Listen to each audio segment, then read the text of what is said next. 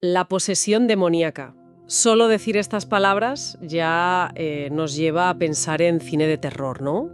Cabezas que giran, camas que tiemblan. La imagen que todos tenemos en la cabeza. Exacto. Pero hoy vamos a aparcar la ficción. Tenemos sobre la mesa una pila de archivos, de testimonios jurados, registros de la Iglesia, que documentan 3 casos reales. Y son casos que, francamente, son un quebradero de cabeza. Totalmente.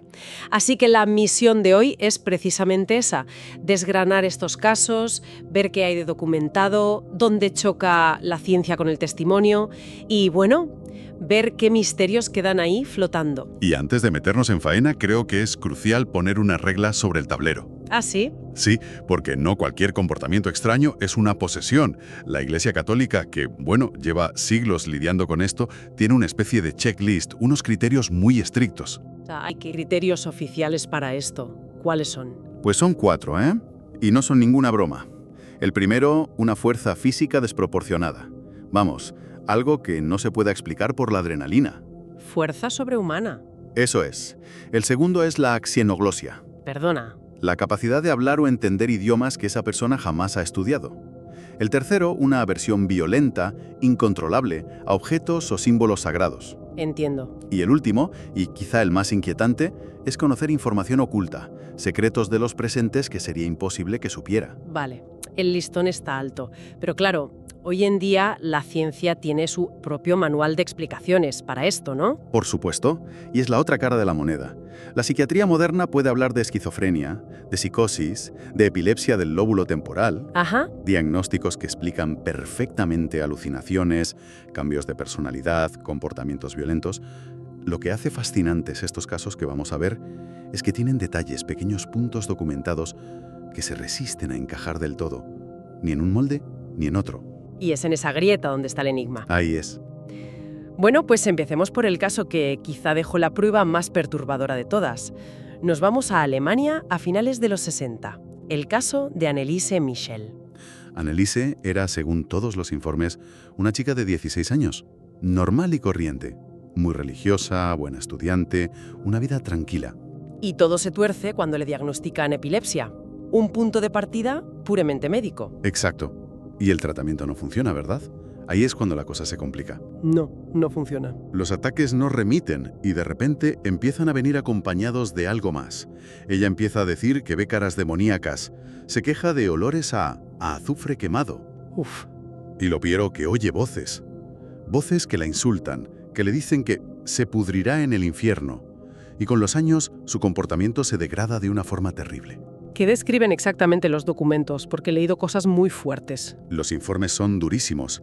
Hablan de que comía arañas, carbón, de que se automutilaba, de que destrozaba crucifijos con una rabia desmedida. Terrible. Llegó a lamer su propia orina del suelo. Y lo más chocante para la familia, afirmaba ser Judas, Nerón, Hitler, el propio Lucifer. Y lo hacía con voces guturales, profundas, que no parecían salir de ella. Una imagen espantosa.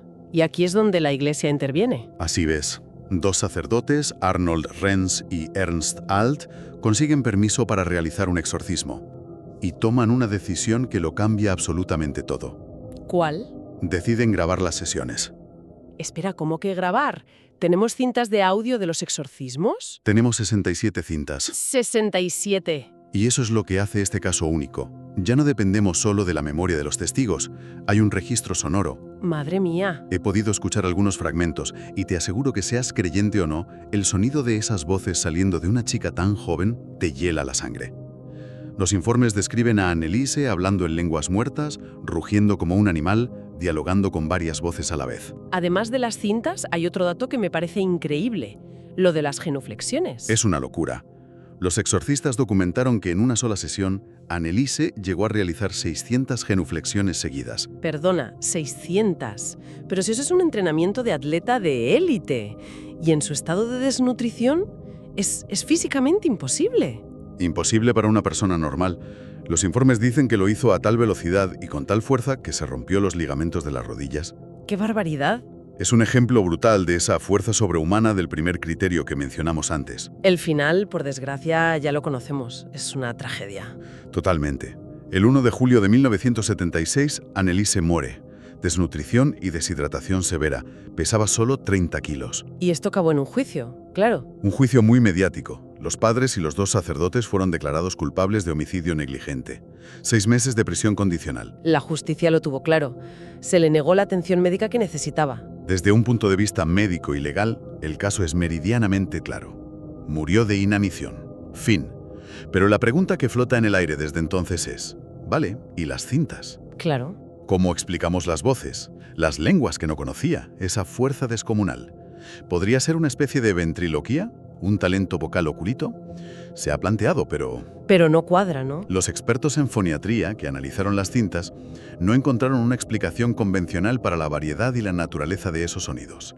Y ahí es donde el caso, para muchos, sigue abierto. Y esas preguntas sin respuestas son justo el material del que se nutre Hollywood. De hecho, el siguiente caso que tenemos es precisamente el que inspiró la película de terror por excelencia. El exorcista. Esa misma. Efectivamente. Nos vamos a Maryland, en 1949.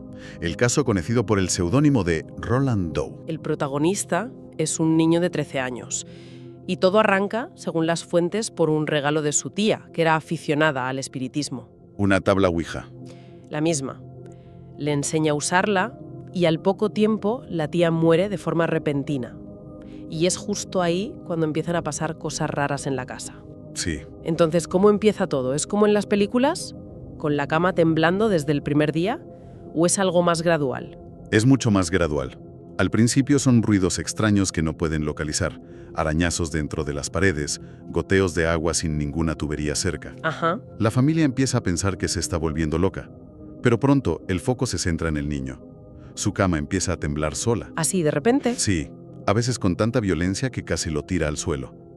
Los objetos de su habitación levitan y se estrellan contra las paredes. Y aquí es donde la historia da un giro, porque buscan ayuda externa. Exacto, y esto es clave. Al ser luteranos, acuden a su pastor, el reverendo Schulze. Él, como es lógico, es muy escéptico. Me imagino. Para salir de dudas, invita a Roland a pasar una noche en su casa. Y esa noche, el propio reverendo documenta por escrito haber visto la pesada silla de madera en la que estaba sentado el niño volcarse hacia atrás por sí sola. Él mismo lo vio. Él mismo. Y luego ver el colchón de la cama moverse y deslizarse por el suelo sin que nadie lo tocara. Con lo cual ya no es solo la palabra de la familia, ahora tenemos un testigo objetivo, y al principio escéptico. Tan objetivo que quedó tan impresionado que les dijo, «Esto supera mis conocimientos. Tienen que buscar a un sacerdote católico». Y ahí entra el padre Bowdern. El jesuita William Bowdern, que nos deja la prueba documental más importante de todo este asunto. El famoso diario. Un diario de 26 páginas donde Bowdern y otros sacerdotes anotaron meticulosamente todo lo que presenciaron durante semanas. Ese diario todavía se conserva en los archivos jesuitas, y lo que cuenta es extraordinario. ¿Qué es lo más increíble que relata ese diario? Hay varias cosas. Primero, documenta cómo Roland, un niño que no sabía ni una palabra de latín, mantenía conversaciones fluidas en esa lengua durante los rituales. Increíble. Segundo, describe cómo en la piel del niño aparecían marcas rojas, como arañazos hechos desde dentro, que formaban palabras. La más frecuente era hell, infierno. Uf, qué imagen. Y tercero, relataba secretos de los presentes, una aventura extramatrimonial de uno de los Méxicos, detalles de la infancia de otro sacerdote, cosas que era imposible que supiera. Y el exorcismo fue largo y violento, ¿no? Duró semanas y fue físicamente muy duro para los sacerdotes. En una de las sesiones, Roland, con una fuerza inexplicable para un crío de 13 años, se soltó de sus ataduras y le rompió la nariz a un puñetazo al padre Bowdern. Ahí está otra vez el criterio de la fuerza sobrehumana. Documentado en un informe médico, además. ¿Y cómo termina, Miguel? Porque si el inicio fue gradual, el final fue todo lo contrario. Fue increíblemente abrupto. En una de las últimas sesiones, en medio de un trance violento, el niño gritó con una voz que no era la suya, que la entidad se iba. Así sin más. Inmediatamente después, con su propia voz infantil, miró a los sacerdotes y dijo, «Se acabó». Y se acabó. Desde ese preciso instante, todos los fenómenos cesaron para siempre. ¡Qué fuerte! Roland volvió a ser un niño normal, creció, se casó, tuvo hijos y nunca más en su vida quiso hablar públicamente del tema. Pero el diario quedó como un testimonio detallado y escalofriante. Hemos tenido evidencia sonora con Anneliese, evidencia escrita con Roland. ¿Qué nos trae el tercer caso? El tercer caso nos lleva aún más atrás en el tiempo, a Sudáfrica, en 1906. Y aquí la evidencia clave es de otro tipo, el testimonio masivo. El caso de Clara Germanacele. Exacto. Clara era una adolescente huérfana de 16 años que vivía en una misión católica. La historia empieza con una confesión que le hace a una de las monjas. Les dice que ha hecho un pacto con el demonio. Me imagino que al principio no le harían mucho caso. Pensarían que era la típica llamada de atención de un adolescente. Vamos, que pasaron de ella. Pero al poco tiempo, Clara empieza a mostrar comportamientos que alarman a toda la misión. Desarrolla una fuerza tremenda y sobre todo un odio visceral a los objetos religiosos. Ajá. Los informes cuentan que intentaron darle la bendición y empezó a gritar y a retorcerse con una violencia que asustó a todos. Pero el fenómeno que hace que este caso pase a la historia es otro. ¿Cuál? La levitación. Y aquí es donde entra en juego el testimonio masivo del que hablabas. Exacto. No hablamos de una o dos personas que creen haber visto algo en una habitación oscura. Las fuentes de la misión, incluyendo un informe oficial posterior, afirman que la levitación de Clara fue presenciada por más de 170 personas. 170. O sea, no es la sugestión de un grupito. Es un evento público presenciado por toda una comunidad de monjas, sacerdotes, otros huérfanos, visitantes. A lo largo de varios días y en distintas circunstancias. Tenemos el testimonio escrito de una de las testigos principales, la hermana Mary, que dejó anotado: la vi elevarse del suelo como si fuerzas invisibles la sostuvieran. Es que es increíble. Los testigos coinciden en que se elevaba en vertical hasta 1,5 metros, y a veces flotaba en horizontal con el cuerpo completamente rígido. Y me imagino que también cumpliría otros criterios. El patrón se repite. Empezó a hablar y entender idiomas que no conocía como polaco, alemán y francés, revelando conversaciones privadas que los visioneros tenían en esas lenguas. El exorcismo también fue muy complicado, por lo que he leído. Duró 2 días y fue extremadamente violento. Clara llegó a intentar estrangular a uno de los sacerdotes con su propia estola. Pero, al igual que en el caso de Roland Doe, una vez concluido el ritual, los fenómenos cesaron por completo. Y volvió a la normalidad. Clara volvió a la normalidad y vivió el resto de su vida en paz. Y de nuevo tenemos un documento que le da un peso especial a todo esto. Sí.